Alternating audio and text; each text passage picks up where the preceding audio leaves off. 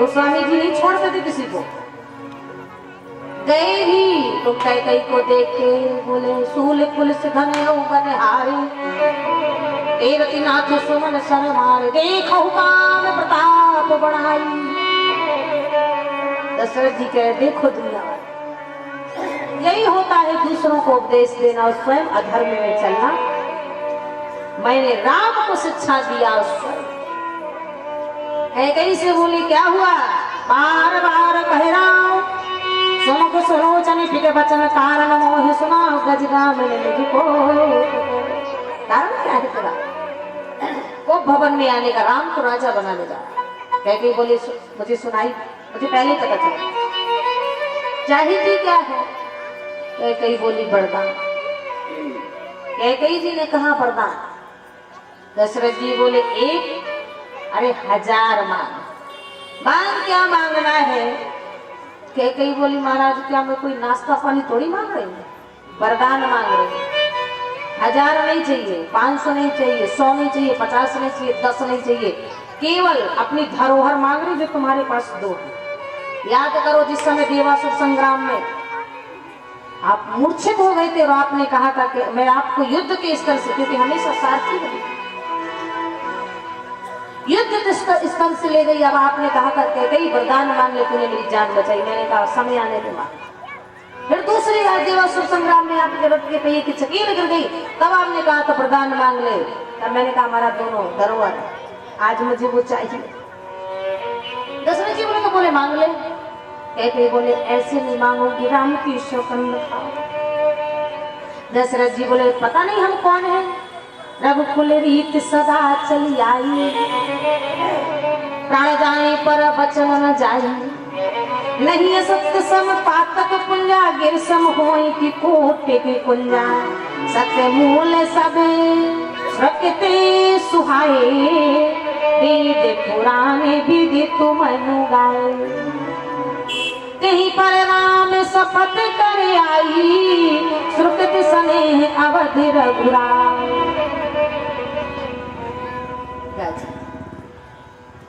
दशरथ जी नीत छोड़ रहे हैं कैकई प्रीत छोड़ रहे हैं। यही तो कथा 3 बातें थी ना नीति प्रीति। दशरथ जी नीत छोड़ गए कैकई प्रीत छोड़ रहे। जानती हो माता आज राम जी को वनवास मांगने को खड़ी है जो कैकई राम से इतना स्नेह करती थी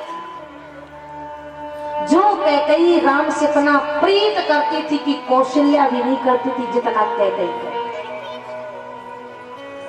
जब जब कैकई परमात्मा के सामने खड़ी हो प्रभु या तो तुम मुझे दोबारा नारी का जन्म नहीं देना और अगर मुझे दोबारा नारी का जन्म देना तो राम जैसा बेटा देना भरत जैसा। और कैकई से राम भी उतना प्रेम करते थे जितना कौशल्या से नहीं जितना कैकई से। राम को नींद ना आई कौशल्या लेके राम को पहुंचा करके थी कैकई ने पकड़ अपने राम को तेरे बिना सोते ही अगर कैकई किसी कार्य में व्यस्त हो माताओं तो राम कैकई मैया के महल के दहली में सिर रख के सो जाता। प्रमाण एक बार तो भैया कैकई जी को राम दिखाई नहीं दिए। राम छत में घूम रहे थे।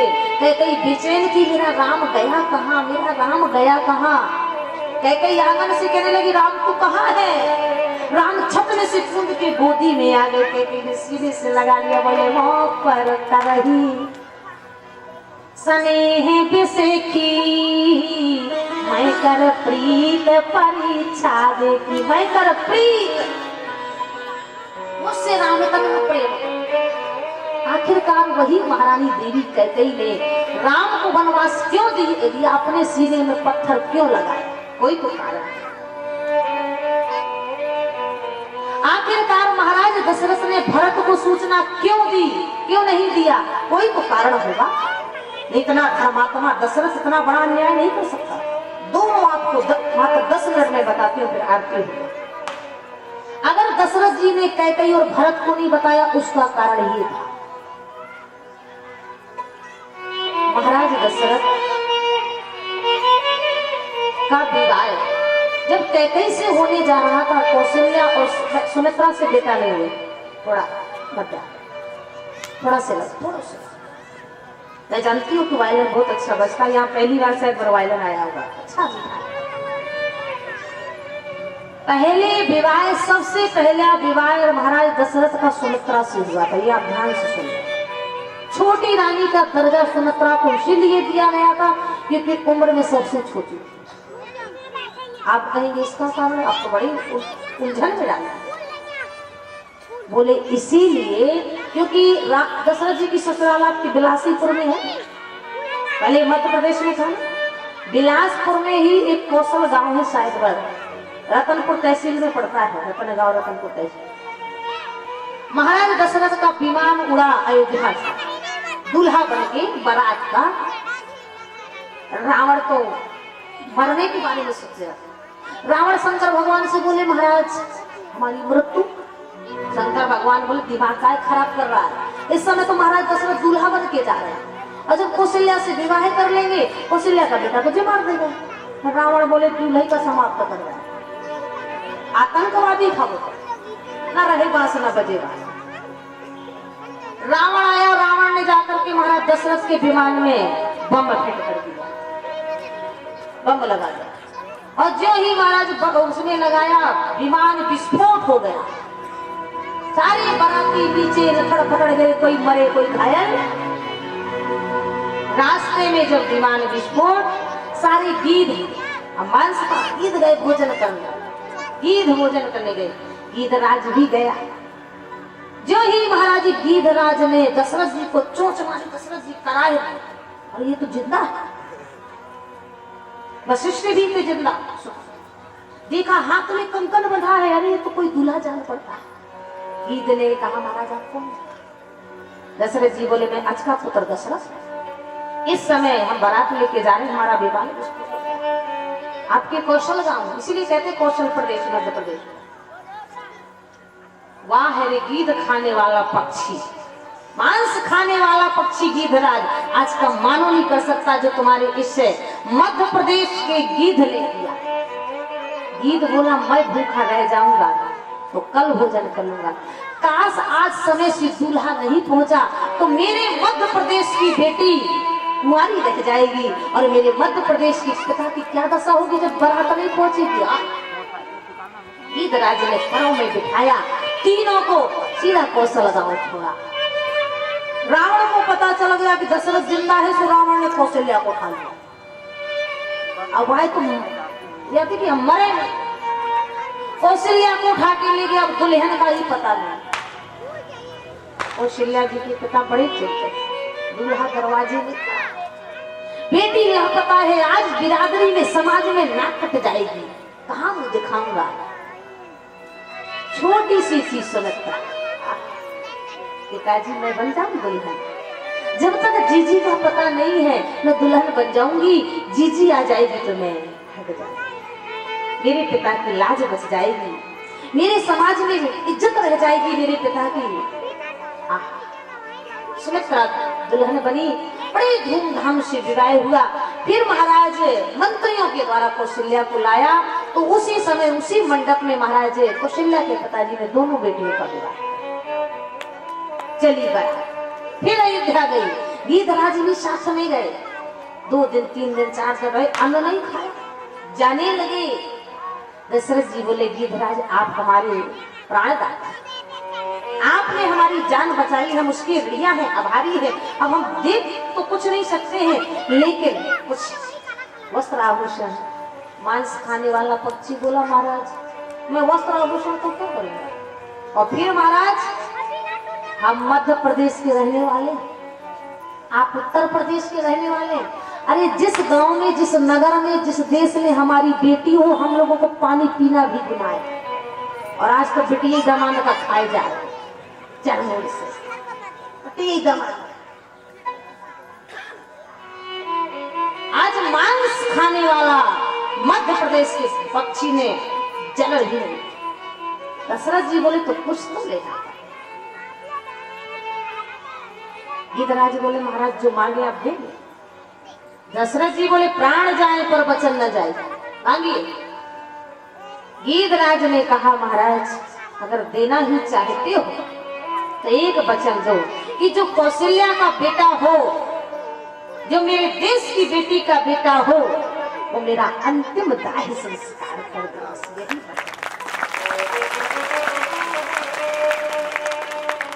इसीलिए भले ही राम ने महाराज दशरथ का दाह संस्कार ना किया हो, पर मांस खाने वाले पक्षी का दाह संस्कार महाराज दशरथ ने कहा था रघुकुल रीत सदा चली आई, प्राण जाए राम।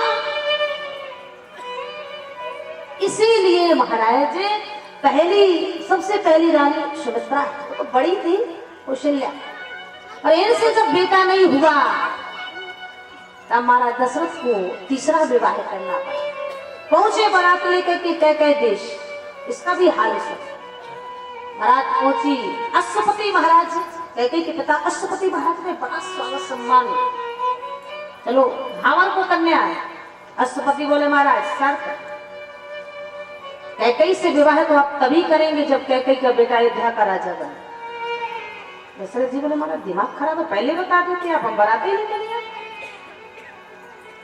अब तो आप की यही ब्लैकमेल करना महाराज, ये तो ब्लैकमेल है ना। अरे हमारी अयोध्या की रिवाज है, जेठ स्वाम सेवक लगवाई यह दिन कर कुल रीत सोहाई। किसी अन्य रानी से बड़ा बेटा हो गया तो मैं क्या करूंगा? वशिष्ठ जी बोले दशरथ रिलैक्स, शांत। अन्य रानी से बेटा होता तो कैकेयी से विवाह करने की जरूरत ही क्या पड़ी, कह दो। स्टाम्प मंगाया, सिग्नेचर कर दिए, गवाह में महाराज वशिष्ठ और सुमन भरत के राजा। और आज जब राम बड़े बन के आए तो इसीलिए दशरथ जी ने राजनीत बन धन बन धर्मा, न महाराज अश्वपति को सूचना दिया, न भरत को सूचना दिया, क्योंकि भरत को देते तो अश्वपति को, न कैकेयी को सूचना दिया। इसीलिए महाराज दशरथ ने नीति छोड़ दिया, देवी कैकेयी ने प्रीति छोड़। और एक और बात, आखिरकार कैकेयी ने राम जी को 14 साल का ही वनवास क्यों मांगा? अगर जन्मजात से दुश्मनी हो, कैकेयी में अगर राम का हित नहीं चाहती तो आजीवन वनवास दे देता, 20 साल 25 साल 15 18 19 साल, पर सीधा 14 साल। रावण की मृत्यु के भी 14 साल बाकी थे, 14 रतन थे,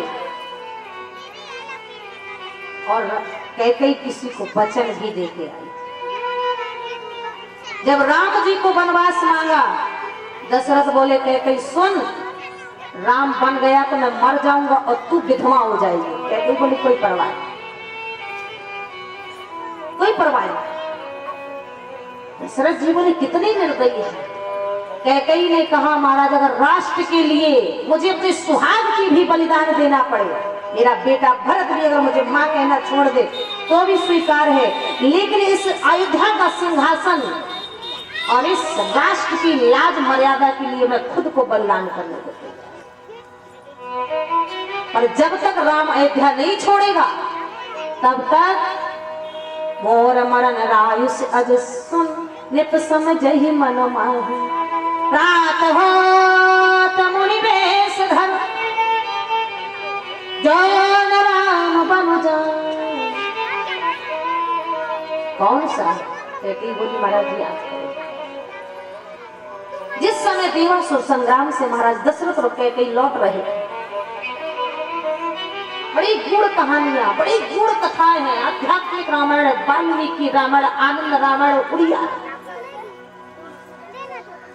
महाराज दशरथ और कैकेयी लौट रहे थे दक्षिण भारत में, गुजर रहे थे आगे, पंपापुर में आए। दशरथ जी ने देखा बड़ा सुंदर बाग है, बोले कैकेयी घोड़ों की लगाम खोल दे, घोड़े भी थके आराम करते अब इस अमराई में।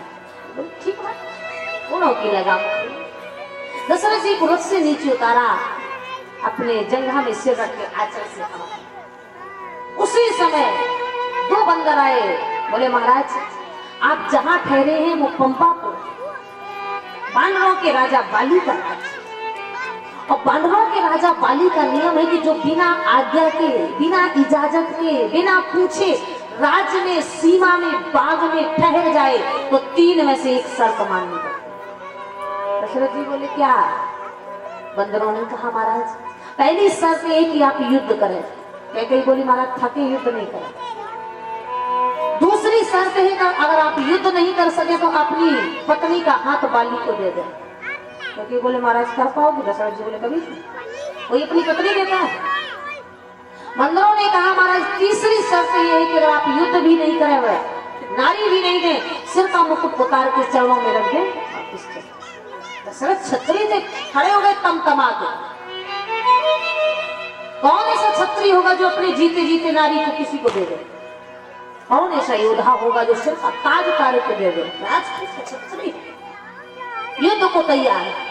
पीछे से महारानी कैकेयी ने हाथ पकड़ लिया, बोले धीरज धरामा मित्र और नारी आप अधिकार पर रखिए चार। महाराज 4 लोगों को मैं आपकी पत्नी ही नहीं मंत्री हूँ, सलाहकार हूँ। महाराज आप युद्ध क्यों? आपकी कोई संतान नहीं है। मैं भी एक छत्राणी हूँ, वीरांगना हूँ। युद्ध के मैदान में जब 2 लोग उतरते हैं तो एक की हार और एक की जीत निश्चित नहीं जाना जाता है। मैंने सुना है बाली को वरदान है कि आप अगर पहले खींच ले जाए, नहीं जाना जाता है। महाराज आप युद्ध भूमि में धराशायी हो गए तो कोई वंश चलाने वाला ठप हो जाएगा, रघुवंश। दशरथ जी बोले कहना क्या चाहिए? कैकेयी ने कहा महाराज ना तो आप मुझे दें, नारी नहीं दे सकते, और ना ही आप युद्ध करें। दशरथ जी बोले तो सिर का मुकुट उतार दो। जब युद्ध शत्रु प्रबल हो तब छल से काम। महाराज अपना मुकुट दे दो। दशरथ जी बोले नहीं, सिर की पगड़ी नहीं दे सकता, ताज नहीं दे सकता मेरे पूर्वजों का। कैकेयी बोली महाराज मैं जानती हूँ इसमें कितनी बेइज्जती, और कोई नहीं देख रहा है। देख रहा है तो जिस सूर कुल के हम हैं वो सूर देख रहा है। महाराज आपकी ही आन बान नहीं, मेरी भी आन बान है। मैं भी छत्राणी हूँ, रघुकुल की बधू हूँ, मैं भी वीरांगना हूँ। धन्य है वो भारत की देवी। कैकेयी ने कहा महाराज मुकुट दो। आज मैं पंपापुर की मिट्टी उठा के सौगंध लेती हूँ बाली, जिस तरह मैं आज अपने पति से तेरे चरणों में सूर्यवंश का, रघुकुल का, अयोध्या का ताज रखा रही हूँ, अगर मैंने अपने बेटे के द्वारा इस मुकुट के सहित तेरे प्राण नहीं मंगा लिए तो मेरा भी नाम कैकेयी नहीं। पर बेटा हुआ भरत जैसा, हुआ राम जैसा। अब बेटा तो एक ही है, चाहे राम हो चाहे। कैकेयी ने कहा महाराज याद करो मैं उस बंदर को वचन दे के आई। प्रात होत मुनि सुधर जो न राम बनु जाए, मोर मरण रायु से समझे। तभी महारानी कैकेयी ने प्रीत छोड़ी और मांगा भी तो क्या मांगा? सुनहु प्राणी प्रिय भावत जी का, सुनहु प्राण भावत जी का।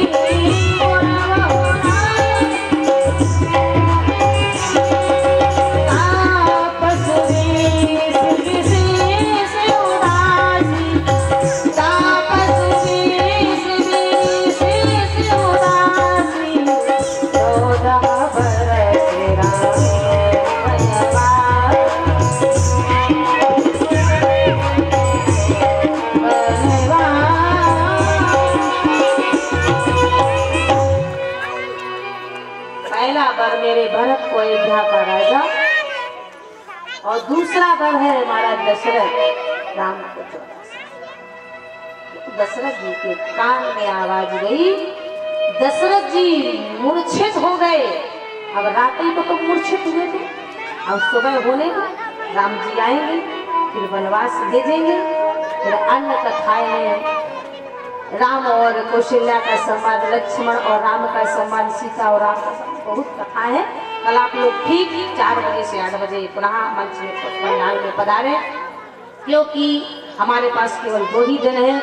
कल राम जी के वनवास की कथा होगी, केवट संवाद की कथा होगी, चित्रकूट सभा की कथा होगी, भरत चरित की कथा होगी। परसों केवल शनिवार को सुंदर कांड की ही कथा होगी और कोई कथा नहीं होगी।